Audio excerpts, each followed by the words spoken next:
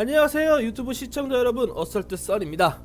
오늘 어떤 강의를 할 거냐면, 오늘은 그 카메라에 대해서 조금 더 심화적으로 들어가 보도록 할 겁니다. 그 카메라를 어떤 식으로 심화적으로 들어가는 거에 대해서는 이제 수업을 진행하면서 설명드릴 예정이고요. 가장 먼저 해야 될 것은 이렇게 영상을 보시면 카메라를 움직이는 방법에 대해서 먼저 오늘 설명을 드리고요. 그리고 조금 더 느낌있게 사진이 나오는 방법을 한번 보여드릴 건데요. 자, 두 번째 영상은 이렇게 사진이 조금 더 자연스럽게 떨어지는 이런 식으로 사진을 카메라를 값을 이용해서 잡아서 사진이 떨어지는 것을 영상을 한번 만들어 보도록 하겠습니다. 자, 그러면 수업에 시작하기 앞서서 여러가지 재료가 있어야 되는데요. 저는 이제 구글링을 통해서 이렇게 BG 사진을 하나 구해놨고요. 그리고 사진을 이렇게 약 8개 정도의 사진을 이렇게 가지고 왔습니다. 자, 그러면 가장 먼저 해야 될 것은 사진을 움직이는 방법에 대해서 한번 해볼 건데요. 그것을 위해서 이렇게 카메라 심화를 컴포지션을 따로 하나 만들어 놨고요. 그리고 이곳에 먼저 배경을 하나 깔아 놓도록 하겠습니다. 그리고 여기 이제 사진을 통해서 사진을 가지고 올 건데, 저는 개인적으로 컴포지션을 하나씩 다 따로 만들어서 사진 폴더를 이제 만드는 것을 저는 개인적으로 좋아합니다. 왜냐면 나중에 수정을 작업을 하시게 될 때 사진을 교체하고 싶을 때 간단하게 교체를 한번 해보고 싶기 때문에 컴포지션을 따로따로 만들어서 작업을 하는 걸 좋아하고요. 그렇기 때문에 사진 1번 이라고 해서 사진을 이렇게 하나 제작을 하도록 하겠습니다. 그리고 이곳에 플라워 1번 이라고 이렇게 사진을 가지고 오시고요. 그리고 사진을 가지고 오셔서 이렇게 사진을 조금 크게 늘려주시고, 이 상태로 이곳 심화에 딱 가지고 되면 이런 식으로 가지고 오게 되잖아요.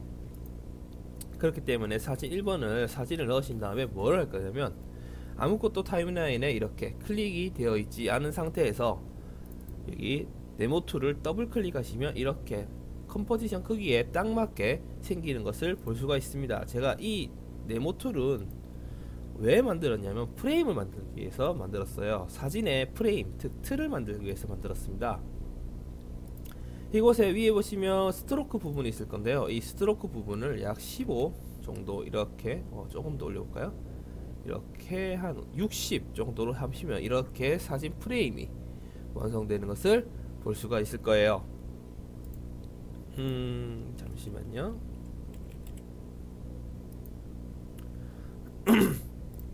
이렇게 사진 프레임이 커지는 것을 볼 수가 있을 겁니다. 자, 그러면 이 상태로 보시면 이제 하나 끝이 났고요.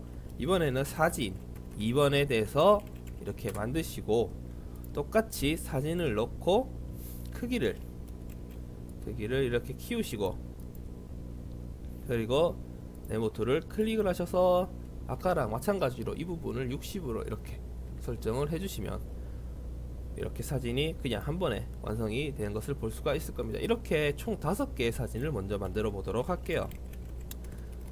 자, 사진 5개를 이렇게 세장을 셋, 넷, 5개를 만들 건데, 이 부분은 빠르게 넘어가기 위해서 컷을 치도록 하겠습니다.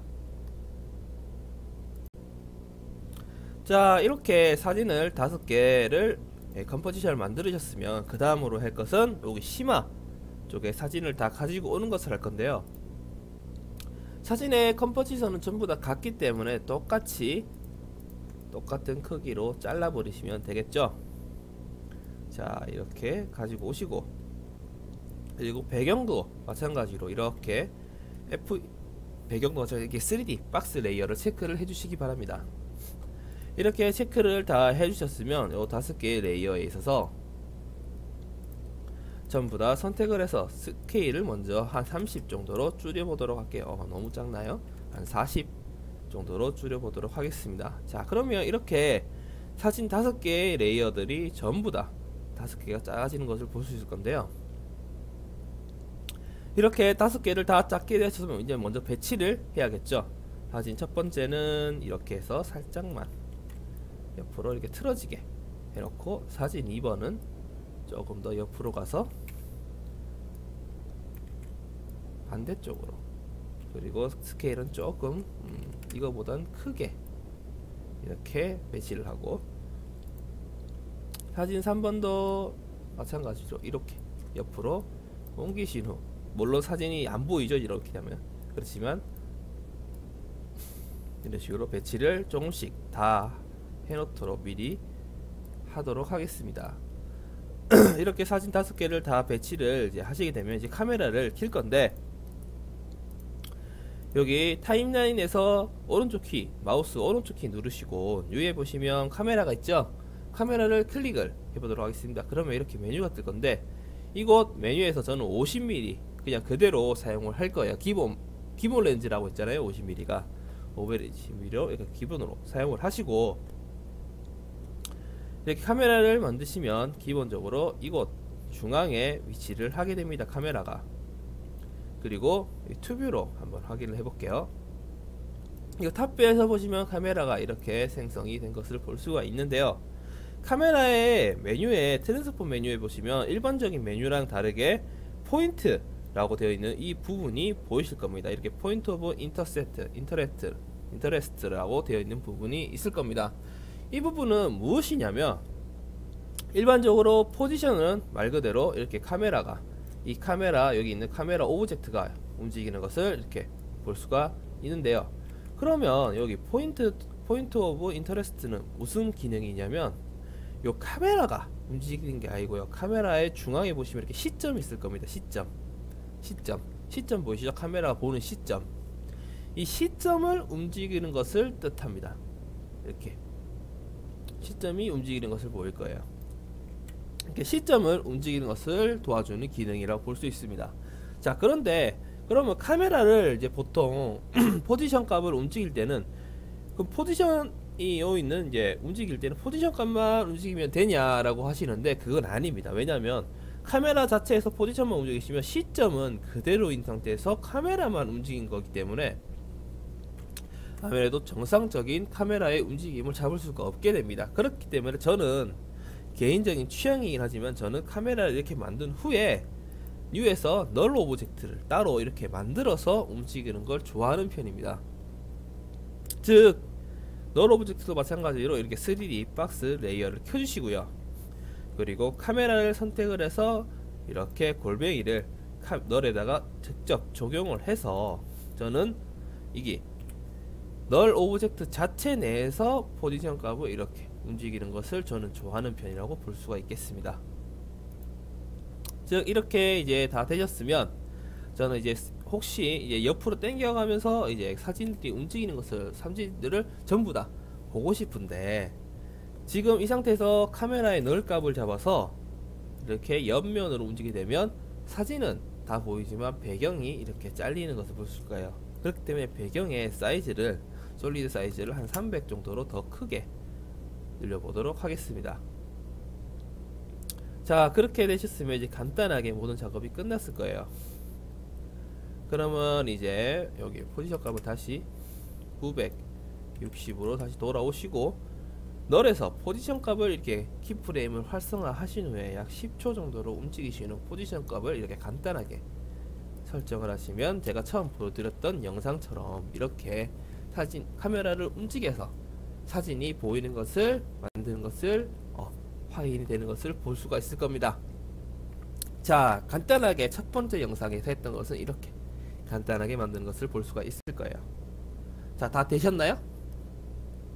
자, 그러면 이번에는 두 번째 영상을 했던 카메라를 고정을 시키고 사진이 떨어지는 것을 한번 만들어 보도록 하겠습니다. 자, 그러면 여기 있는 사진 5개는 일단 끄도록 하고요. 다시 이 사진을 이용해 이 사진들을 이번에 컷을 자를 건데, 이 사진들 컷 자르는 데서 조금 빠르게 넘어가도록 하겠습니다. 자, 이어서 시작을 하도록 하겠습니다. 자, 이렇게 사진이 떨어지는 장면을 이제 만들 사진을 이렇게 프레임까지 다 씌워서 사진처럼 다 만드셨으면, 떨어지는 영상이라고 해서 이렇게 컴포지션을 하나 새로 만들도록 하겠습니다. 그리고 이곳에 있는 BG 파일을 먼저 가지고 오도록 할게요. BG 파일을 가지고 오시면 저처럼 이렇게 사진이 가지고 오는 것을 볼 수가 있는데요. 이 BG 파일을 여기 화면에 맞출 거냐라고 물으시면 안 맞출 겁니다. 어떻게 할 거냐면 먼저 3D 레이어를 이렇게 활성화 해 주시고요. 그 다음에 카메라와 널 오브젝트를 미리 만들어 놓도록 할게요. 그리고 카메라가 따라가게까지 다 해놓도록 하겠습니다. 그리고 투뷰를 설정을 하셔서 이렇게 보면서 설정을 할 건데요. 처음에는 탑뷰에서 이렇게 보고 있겠죠. 보고 있을 때 BG 파일을 봤을 때 BG 파일이 탑에서 봤을 때는 이렇게 프론트 정면으로 보는 것을 활성화되어 있다는 것을 볼 수가 있을 겁니다. 그렇기 때문에 바닥을 먼저 만들어 줄 거기 때문에 BG 파일은 로테이션에서 X축을 마이너스 90도로 해서 이렇게 정면에서는 꺾이게, 그리고 탑뷰에서는 아래에서 위를 쳐다보게 이렇게 꺾어 주도록 할게요. 그 다음엔 여기 이제 카메라의 로테이션을 돌려서 액티브 카메라에서도 화면이 제대로 보이게 설정을 할 건데, 여기 이제 왼쪽에 있는 화면에서는 탑뷰가 아니라 밑에 있는 커스텀 뷰 1 있죠? 이것을 선택을 해서 할 겁니다. 여기 커스텀 뷰를 선택을 해서 이렇게 꺾어 주시면 화면이 이 BG 파일이 이렇게 엎드려 있는 것도 보일 거고 카메라가 이곳에 있는 것도 보일 겁니다. 그렇기 때문에 여기서 이제 널 값을 이용을 해서 X축을 이용해서 이렇게 꺾으시면 카메라가 지금 이 널을 기준으로 해서 이렇게 뱅글뱅글 도는 것을 확인할 수가 있을 거예요. 그리고 이곳을 딱 정확히 한 약 마이너스 50도 정도로 해서 약간 기울어진 상태에서 이렇게 기울어진 상태에서 대각선으로 쳐다보게 설정을 해주시고요. 그리고 이제 포지션 값을 이용해서 이렇게 조금 안쪽으로 들어가도록 하겠습니다. 이렇게 포지션 값을 이용해서 이렇게 들어가셔도 되고요. 물론 이렇게 해서 들어가는 방법도 있지만 다른 방법으로는 카메라의 옵션 부분 있죠? 옵션 부분에서 줌을 이렇게 당기시면 더욱더 편안하게 할 수가 있을 겁니다. 이렇게 두 가지 방법이 있어요. 그러니까 카메라의 줌을 카메라에서 렌즈가 있잖아요. 그 렌즈를 돌려서 줌인 하듯이 렌즈를 당길 거냐, 아니면 이렇게 포지션 값을 이용해서 카메라를 가까이 갈 거냐, 두 가지 중 하나를 선택해서 하시면 될 것 같습니다. 그리고 여기까지 이제 다 되셨으면 이 사진을 넣을 건데, 여기 있는 사진들을 여기에 이곳에 있죠? 이 사진을 하나씩 가지고 오도록 할게요. 이렇게 가지고 오시면 마찬가지로 이렇게 들고 와지는데, 사진을 3D화 시켜서 마찬가지로 마이너스 90도 그리고 스케일 한 30도 도로 해서 이렇게 가지고 오시면 정확하게 가지고 와지는 걸 볼 수가 있을 겁니다. 그리고 조금 벽이랑 완전히 붙어 있는 걸 좀 방지하기 위해서 Z값을 이용해서 아주 살짝 이렇게 올리도록 할게요. 이렇게 Y축이 틀어지죠? Y축을 535 정도로 해서 살짝만 위로 올라오게 이렇게 만들도록 하겠습니다. 자, 그 다음엔 스케일도 아직도 너무 큰 것 같네요. 한 20 정도 더 줄이도록 할게요. 이렇게까지 이제 하셨으면 무엇을 해야 되냐면, 사진의 포지션 값을 이용해서 이제 위치를 옮길 건데, 다시 여기서는 이제 커스텀 뷰가 아닌 라이트 뷰로 옮기도록 하겠습니다. 이렇게 라이트 뷰로 옮기시면 이렇게 카메라가 이곳에 있고 그 사진도 이렇게 보이는 것을, 오브젝트가 보이는 것을 활성화되는 것을 볼 수가 있을 거예요. 그리고 이제 직접 옮길 건데, 사진이 떨어지는 부분 1초에 먼저 포지션 값 활성화를 해주시고요. 이렇게 활성화를 해주시고요. 활성화를 하신 후에 그 다음에 0초에 가셔서 이렇게 올리도록 하겠습니다. 그리고 사진이 안 보이는 방향에 이렇게 갖다 놓으시고, 그렇게 하시면 사진이 계속 이벤트가 올라와, 광고가 올리시면 이렇게 사진이 떨어지는 걸 만들 수가 있는데요. 이곳에서 약 중간쯤 프레임에 오셔서 Z값을 이용해서 이렇게 살짝 내리고 이렇게 콩나물 나와 있는 이 콩나물들도 이렇게 살짝 수정을 해주겠습니다. 이렇게 콩나물을 수정을 해주시면 사진이 조금 더 부드럽게, 여기서는 액티브 카메라에서는 별로 티가 나지 않지만 이곳 탑 라이트 뷰에서 보시면 사진이 조금 더 이렇게 자연스럽게 떨어지는 것을 활성화되는 걸 볼 수가 있을 거예요. 이제 여기까지 다 됐으면 해야 될 게 뭐냐면 앞에 부분과 뒤에 부분을 F9를 줘서 이지 값을 이렇게 활성화해 주는 겁니다. 자, 그러면 사진이 이렇게 조금 더 부드럽게 들어온 것을 볼 수가 있겠죠. 이것을 조금 너무 빠르다 하시는 분들은 약 2초까지 이렇게 늘려주시고 2초까지 이렇게 정리를 한번 해주시는 것도 괜찮을 것 같아요. 그렇게 하시면 이렇게 부드럽게 사진이 떨어지는 것을 볼 수가 있을 거예요. 그리고 사진이 이렇게 다 떨어지셨으면 그 다음엔 임팩트가 어디 있을까요? 임팩트 부분에 가셔서